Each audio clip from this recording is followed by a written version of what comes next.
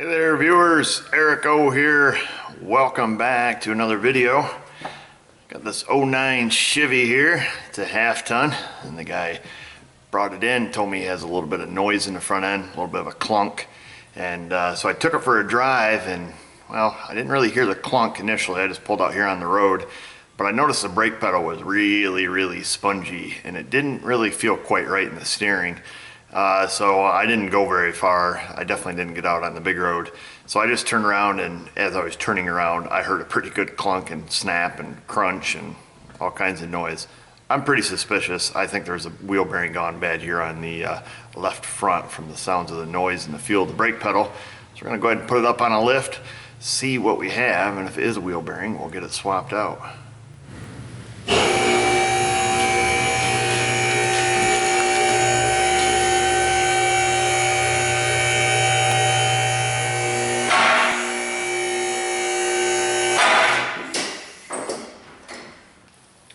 I think old Dakota here was getting ready to skip town on this guy.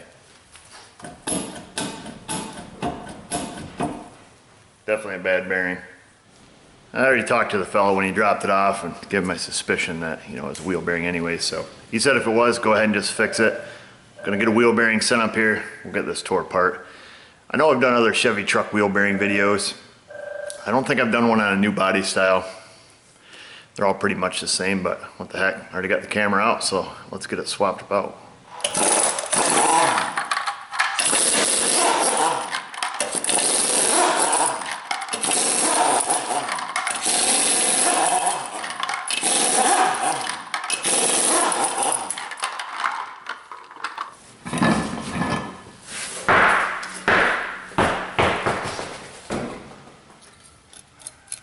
Wow, gosh, someone trust can't tell the difference. I don't know if this cap's gonna survive.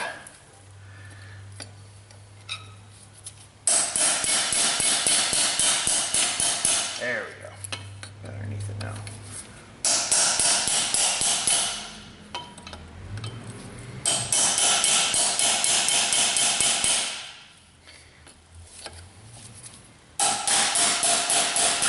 There. Minimum damage. And only because I know you're gonna ask, this is what these are. There's the part number. They're typically used like on the old school, you know, front wheel bearings where you had the grease cap, you know, you go on and give them a little wiggle. They usually work pretty good. These Chevy trucks, these things are stuck on there good. I don't know a real good method to get them off. I see them come in, usually they're missing. Usually when I get done with them, you'll end up with like a little bit of deformation around the lip, which isn't that big a deal. I mean, you just knock it back straight and, you know, you'll put it back on. But usually these things come in, they're pretty smashed up. You know, people stuck screwdrivers and whatever they had. So I find I use these, a little bit of hammer. Of course, these are kind of small. You have to have them opened up almost all the way, but they work. They serve their purpose, and the little wedge shape kind of gets right behind them. Oh, well, that stinks. We just broke off our Torx bit inside the screw.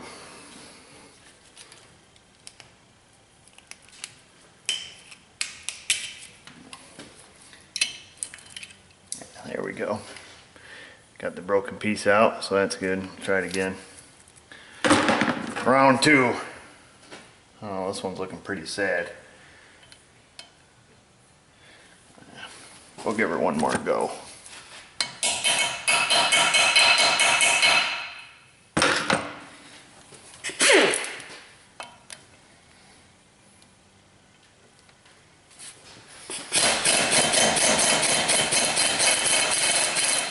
Yeah, bad things are going to happen here.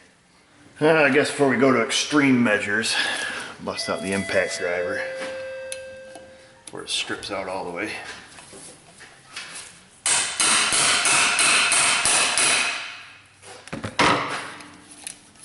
We have victory. So what would I have done if it stripped out? Well, a couple options. You can take the air hammer with a chisel and go right on the side of this thing. Just catch the edge of it, just kind of rotate it up, and you know, that'll usually crack them loose. But a lot of times too, that'll, you know, gnar up the face of the rotor, which really on the hat part of the rotor isn't too big a deal. The other option you could have done is we could have just got the welder and, you know, welded a nut to it and yanked it right out that way. But impact driver seemed to work well. I hope this job starts to go smoother. Maybe I should turn the camera off right now. We haven't started out too great. Let me go grab some tools. See if we can't get this caliper yanked off here.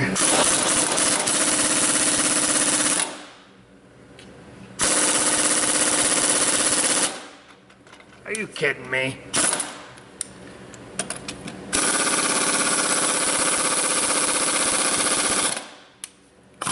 Alright, I'm turning the camera off. This old Chevrolet might be a fighter. We're about to win this war.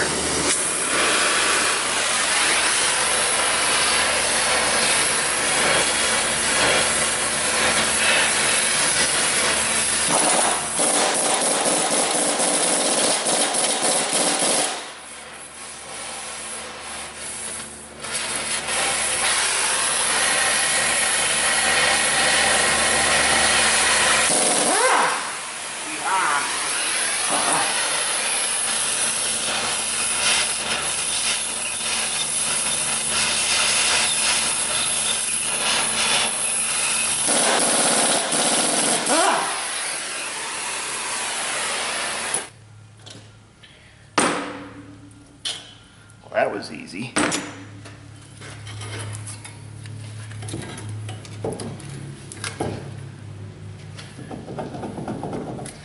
I'm suspecting the rotor isn't just going to fall off. And I think I owe this little guy a new boot on the caliper pin here. This isn't going good.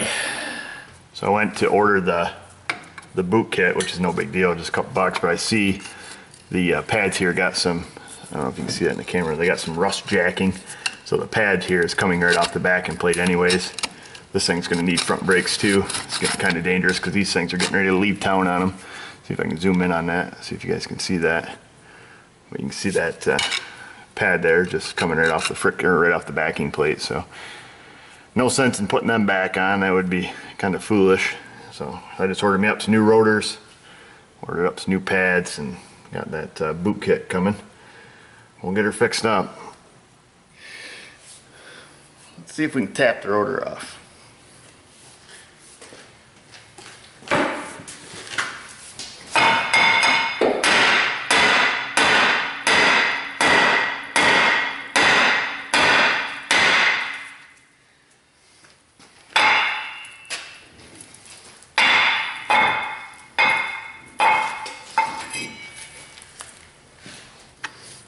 That was easy.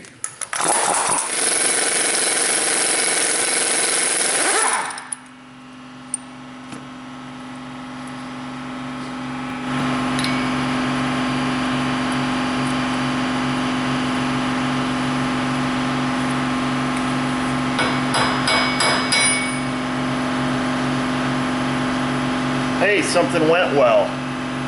The axle's not seated in the hub. It's always a good thing. Whoa, hang on.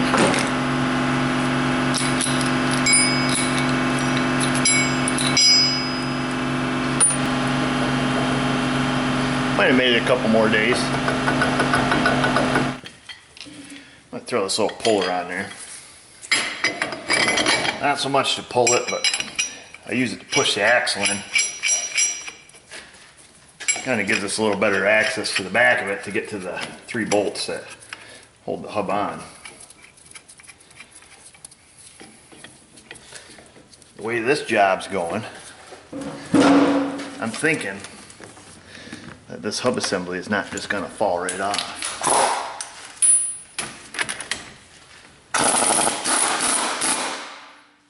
That gives us a little room. I've seen a lot of these come in. Took on the older Chevys where this ball joint stud sticks through. My guy's just taking to cut that little extension off there. Gives you a little more access in there with the socket. These ones it doesn't hit, but them older Chevys, it was always kind of like right in the way. If you just took and You know, either take the torch and just nick that off, or cut off wheel, or you know, something like that.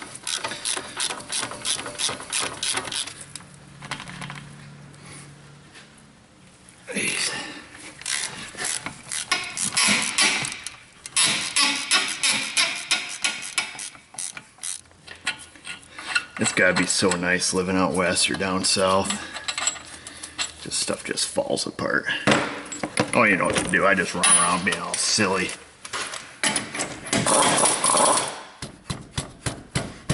Come on.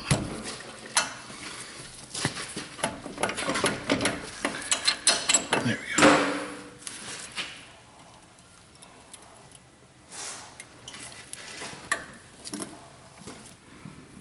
Flat rate guys down there gotta be millionaires.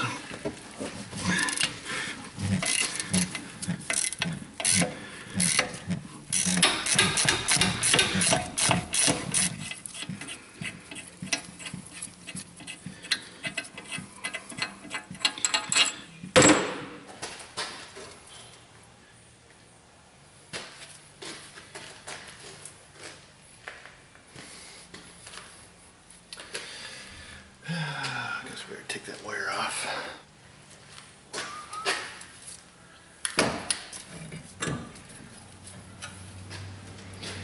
These things here are about as handy as tits on a trout at this point.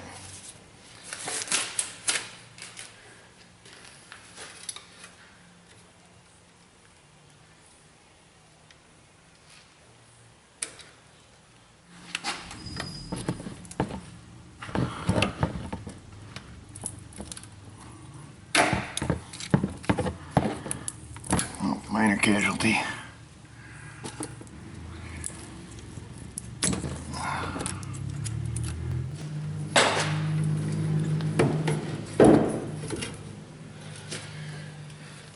Sometimes you just got to get out the cutters and just destroy something. Just because it makes you feel good. It's probably in my best interest to tie this caliper down a little bit. But I'm pretty sure we're gonna have to do some rattling to get this air, or get this hub off with the air hammer, so we'll just kind of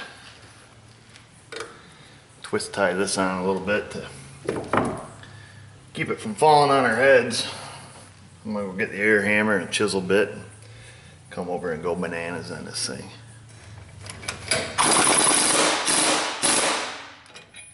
That'll put a little pressure on it. I know somebody's gonna ask the question is why you don't just, you know, use the puller to pull it off. Well, frankly, it puts a lot of stress on that front CV shaft, puts a lot of pressure in on that axle, on the front differential assembly. And if you were pushing it something solid enough to, you know, take the force, you know, take the pressure, all it's gonna do is rip the outer face of the hub off anyways, and you're still stuck with the inner portion of the bearing. So that's the dilemma there.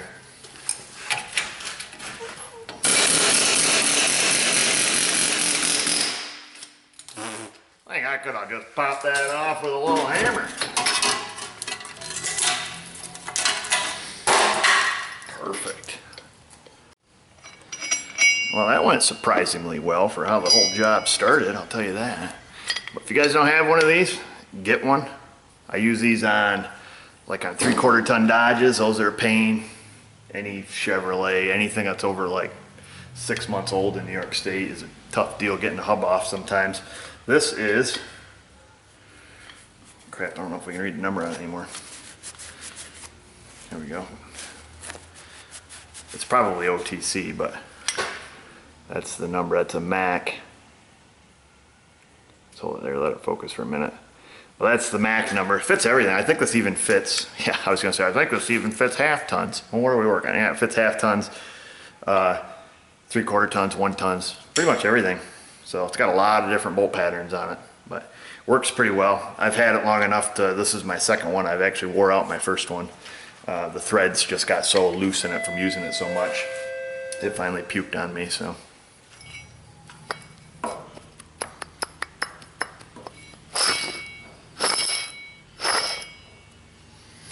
I think it was time.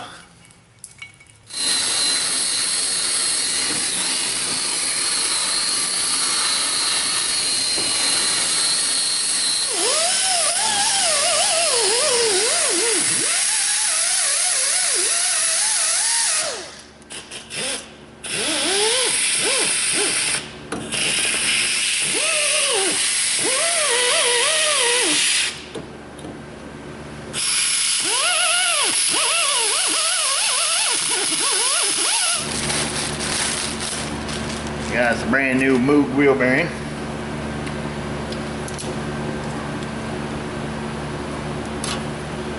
Don't forget your tin shield here. I want to put that on and all of a sudden find that laying on the floor.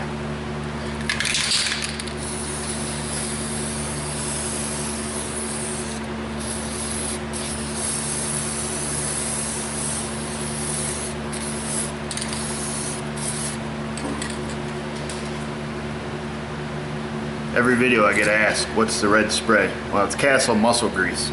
We have a Castle distributor. They sell a lot of different products. It's basically like a spray anti-seize. It's really good for corrosion. It's phenomenal. You can go on their website, go to Castle, just Google this. Castle muscle grease. You go on their website, you can see what they list its uses as, but I can tell you I've used the product for quite a long time. It's a great product. And you know, years from now, if we have to take this off, or well, in this case, probably next year, it'll fall right off, no problem.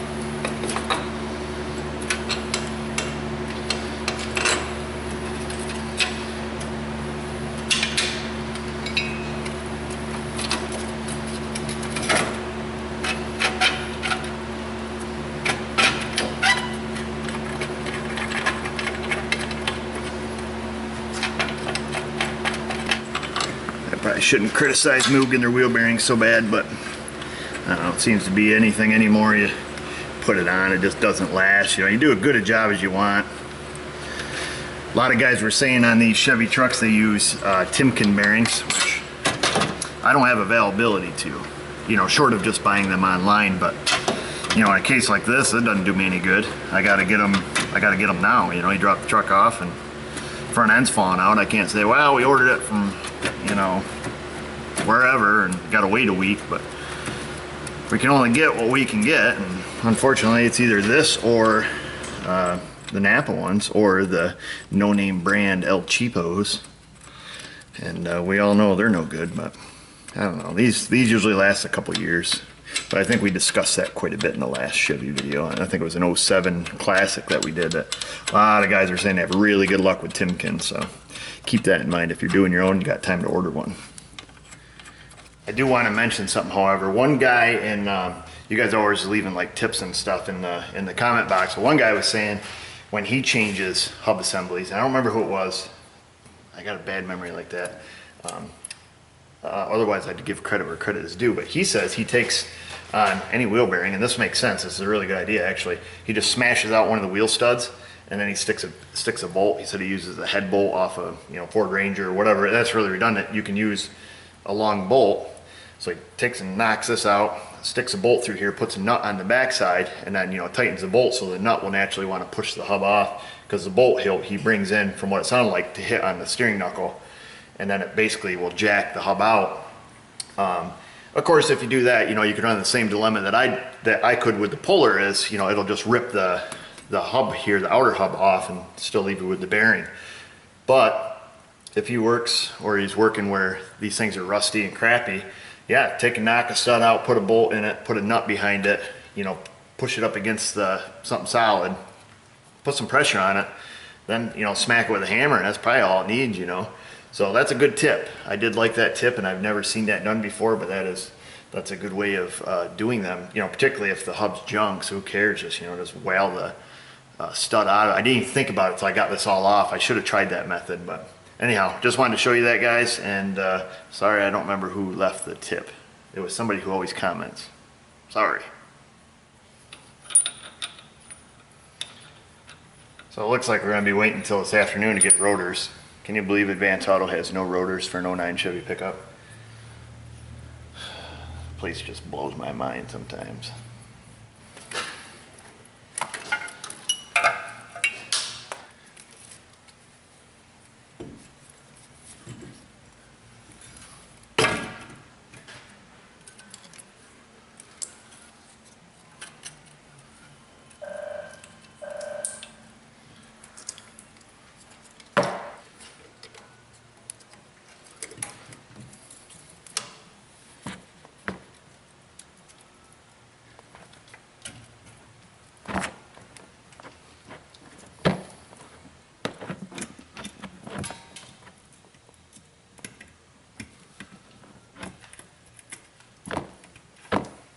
just like new.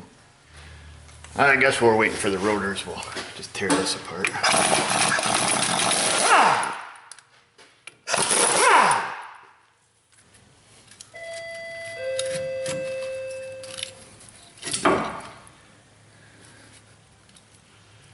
Yeah, at least the pins aren't seized up. I'll tell you what, the pads are pretty well seized up though. I'll get this yanked off here and then you guys can have a look at that one that's falling apart.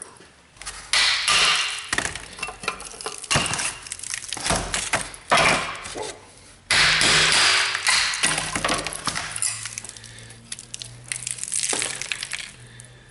Let's see, is that the bad one? Yep.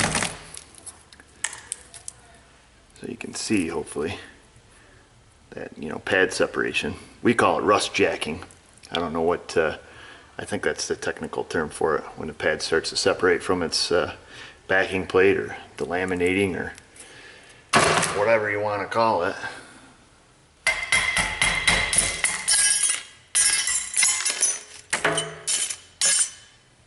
And I'll go through and fix my boo-boo. I got a little close with the torch there. But life happens and could have been a whole lot worse, right? We'll see if we can get these old ones out. It's about a $9 boo-boo, so not too bad, not too bad.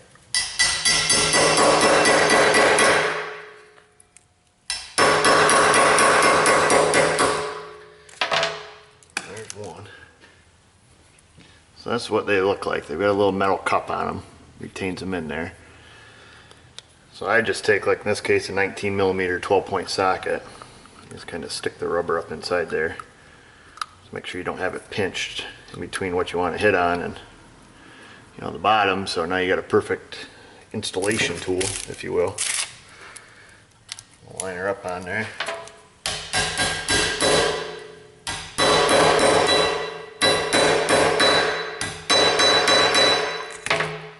Just like that, all fixed. So if you're a little bashful about hitting your sockets with a hammer, just go borrow somebody else's socket, hit it with a hammer.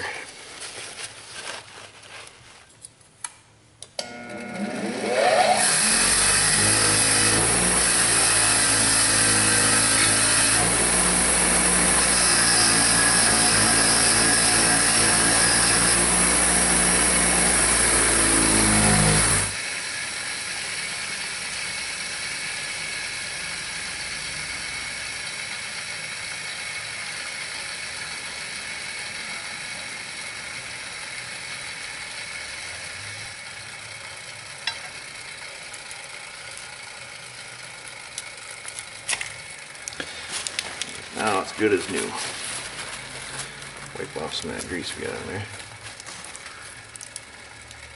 Just make sure, well, like I did, see how these, up here on the head of these pins, how they get rusty?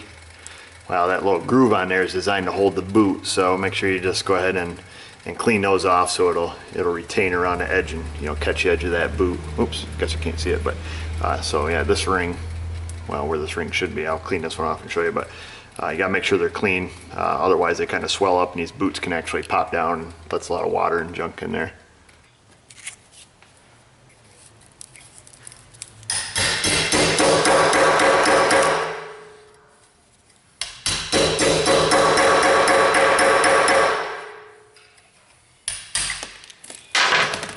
So that's how you take them out. Just wail on them with a chisel, catch the edge of them, and just make sure you didn't get any you know, any rust or anything down inside there.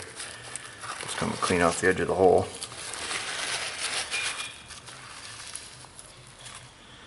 So these ones are good and clean. We didn't really have any problems, you know. I mean, the only problem we had is the one I created. So, you know, I mean, the guide pins are good and lubed up, and you know, they work perfectly fine. So no real issue there. Like I say, the only mistake was the one I made.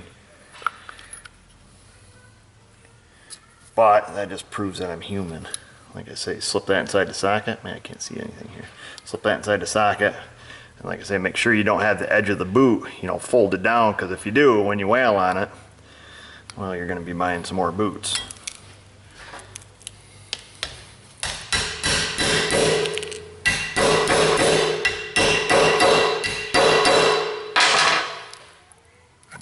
Good.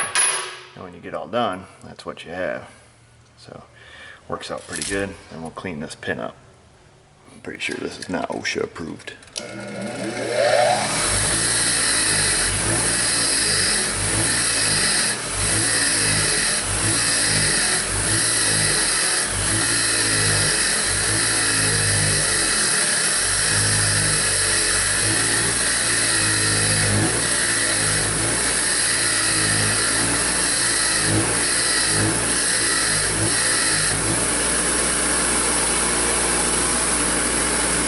See, cleans that groove up real nice. Hopefully you can see it. Hopefully it's focused in there for you. So you can see it cleans that groove out pretty good. Now you can kind of see what I'm talking about more. And I'm just throw a little lube on it. And I guess in all reality you can lube this upper part to help slow down the rust and keep that from having that possibility.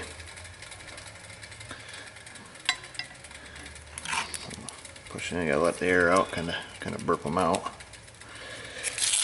We'll pull this one back out, being that we did not lube that top half. Go ahead and do that. Probably should have. I know better. I just didn't. There, good as new.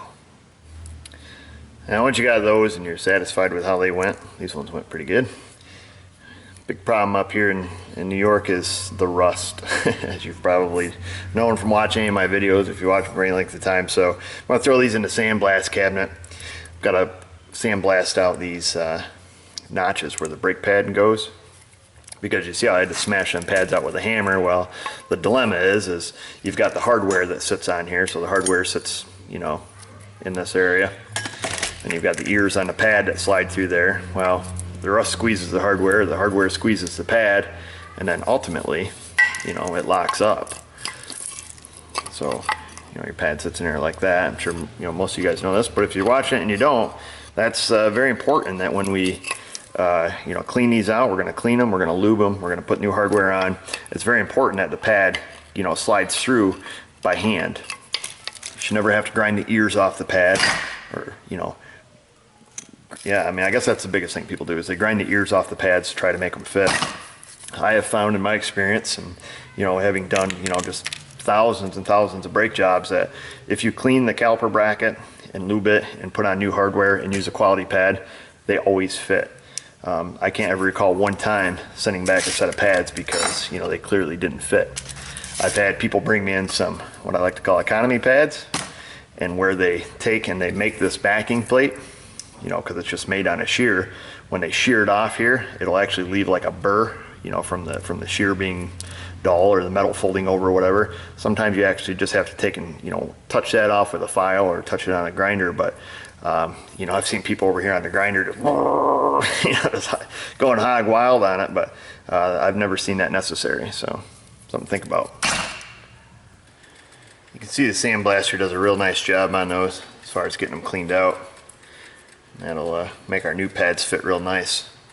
Like I said, I'm going to take and lube it up. Just some brake caliper grease. This is a Permatex that I use. Permatex Ceramic Extreme. That's what it's called.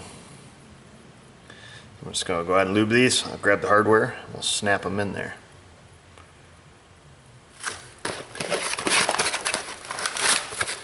So I'm just kind of curious. Do you think we could have reduced the end consumer cost if we didn't have to pay to have these individually wrapped? I don't know. It's all about appearance, I guess. I don't care if I open the box and just flopping around in there myself, but we're going to take and just click the hardware on. That should snap right on. It's got little retainers up here at the top, these little jaws that stick down, I guess, for lack of a better term. They kind of click right on there. Oops. There. Those are clicked on. We'll open our little presents here. There's our outer pad. There's an inner pad, so they are different on these Chevys. You've got, you can see these two pads. See how this one is completely curved and this one's flat across the bottom.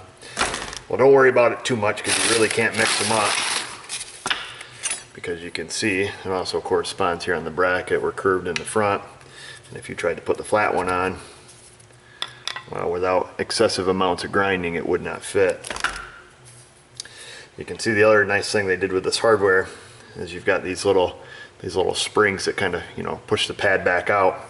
But they also put these little catches on there. So it'll push the pad out, but theoretically, that little catch should keep our pad from just flinging off, I guess you could call it.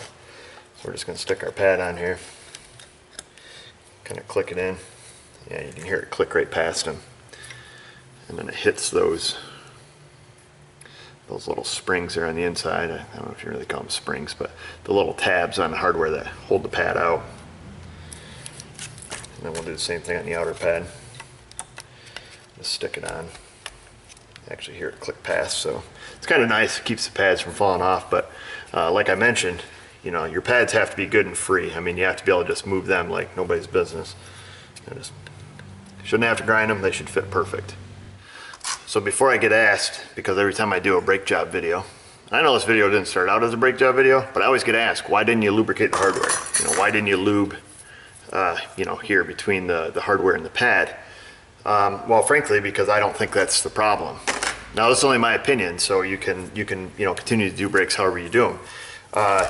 Typically, good hardware, you know, good hardware that's tin or stainless rather, it doesn't rust. Like, this is the old hardware and it's not rusty. You know, I mean, it's got brake dust and crap on it, but underneath it, it's shiny. And so it just doesn't rust. And I find that the hardware that comes with these Wearable Platinum pads is good quality. It's good quality hardware and it doesn't rust. I find that the problem, like I'm not going to explain it again, but you know, the problem lies between the caliper bracket and the hardware rather than the hardware and the pad. And I find in our environment, if you lube, you know, the ears of the pad, so to speak, it just collects dirt and dust and crap there on the grease. So I just typically leave those plain and have had very few, you know, if any problems. So you can do it, like I say, you can do it either way. I mean, you know, I guess it depends on where you live and your climate that you live in, you know, and you know, the roads you drive on. But we have a lot of dirt roads around here, and you know, just a lot of, you know, gravel and dust. And I just find if you keep it from collecting on there, then you know, that seems to work better. I'm still waiting on the rotor, so I'm going to take and just push this, push these pistons back in. I don't remember where I got this tool. I know you're asking. Probably on the Mack truck. I don't really recall. That's what it looks like. I've got a single and a double piston caliper pushback tool. They work pretty well. I've had these for quite some time now. So, like I say, there's no part numbers, no stickers, no nothing on it. That's what it looks like if you maybe want to Google it. But yeah, it's a brake caliper. Maybe Lyle makes it. I don't recall. Sorry.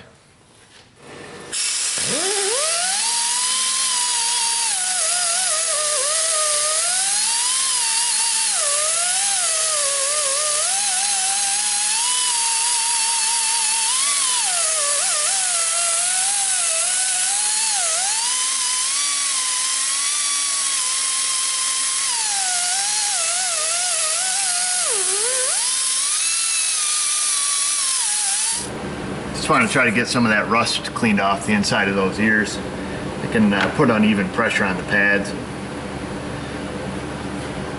It's always my habit to just go ahead and grease them up. Any spot there's a metal-to-metal contact, you know, from I guess in reference the caliper to pad, it's always a good idea, at least here, to grease them, keep them from rusting and swelling, and also prevents any kind of noise. They claim that you know, it's the metal-to-metal contact between the pad and the caliper that causes more brake noise than the actual friction material on the rotor. I know these here are phenolic pistons, but I always just put a little layer of grease around those two.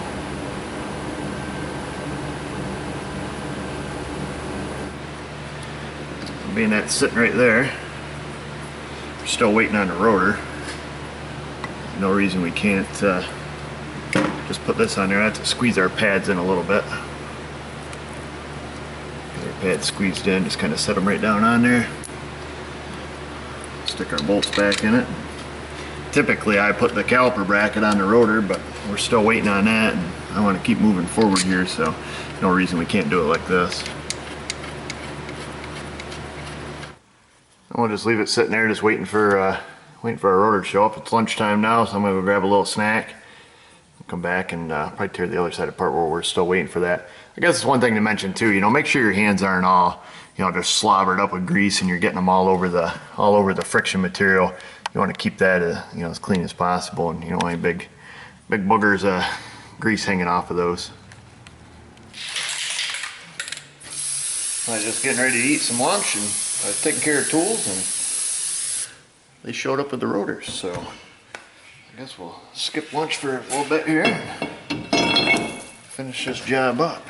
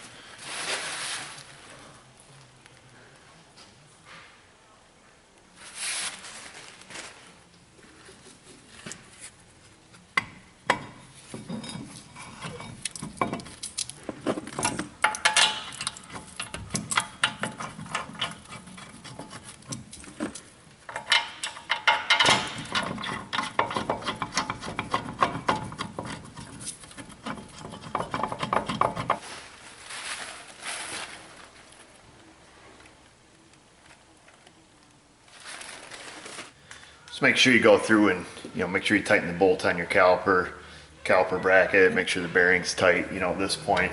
And then the last thing we got to do, usually after I put all the brakes together, is we'll just torque the hub nut down.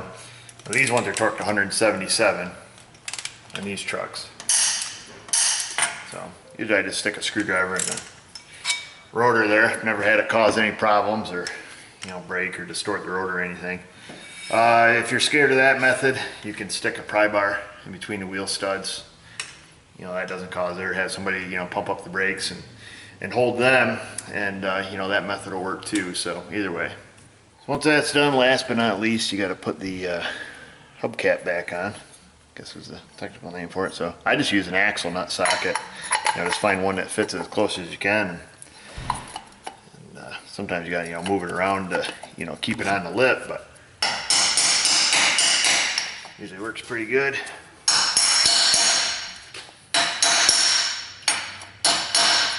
Axle nut sockets probably get used more to drive in seals than they do taking off axle nuts, but that straightens the lip back out that we damaged, so no big deal. Alright viewers, we're going to have to wrap this up. I've got way more time into a quick 1 hour wheel bearing job than what I wanted, but ran into a few things along the way that we couldn't ignore. One of them was my fault. You know, I burned up that rubber boot. Couple dollar mistake, no big deal. Having to do pads and rotors on it, well, it depends on where you live. That's really not too big a deal. Well, here it adds quite a bit of time because, you know, now we've got to, you know, I mean, you got to smash it apart with a sledgehammer, and, you know, we had to, you know, heat the bolts to get the bracket off, you know, which we had to take off anyways to do the wheel bearing. But you know, it just all takes time, and you know, sets you behind a little bit in your day. So now I've got to play a quick game of catch up, and I've still got to do brakes on the other side. So thanks for watching. Give us a thumbs up if you like this video. Check us out on Facebook, and remember, if I can do it, you can do it. Thanks for watching.